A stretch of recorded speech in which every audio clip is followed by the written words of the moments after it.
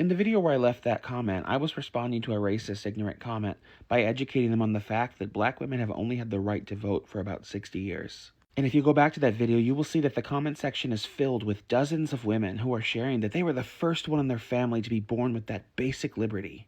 There was even a commenter who talked about being old enough to have met the last living slave in their ancestry.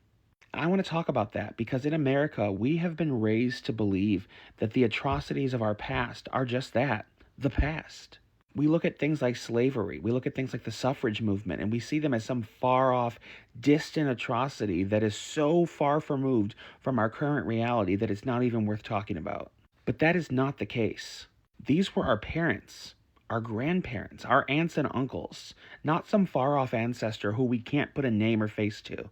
And that is an important reality to sit with, because when we are talking about the fight for liberation, in 2024, we are still talking about rights and privileges and access and equity that we would be getting for the first time.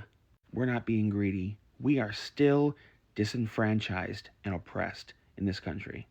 And one of the industries that is still fighting hard to keep us from real access is the publishing industry. And that is specifically because marginalized voices being heard will usher in faster change, which is why I have dedicated myself to bringing change in that industry specifically, because it matters. Literature has the power to change the world. We need more black and brown people being published, and we need more black and brown people behind the closed doors publishing those books. Which is why I partnered with Bindery Books to start a publishing imprint that is specifically focused on challenging systemic barriers and creating space for black and brown authors.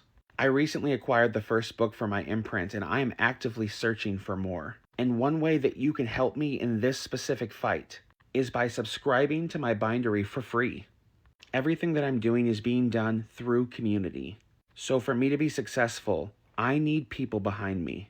And yes, some of those people are subscribed at paying tiers and helping us to front the bill for this work. But at the core, I need a community of people who are ready to fight for black and brown people.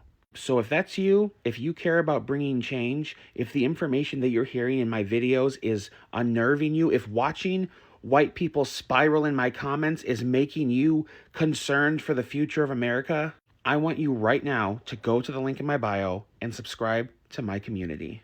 We are bringing real change into the world because the bigger our community grows, the more of a disruption we will be to this racist and bigoted system. Go subscribe. You can do it for free. Let's make change.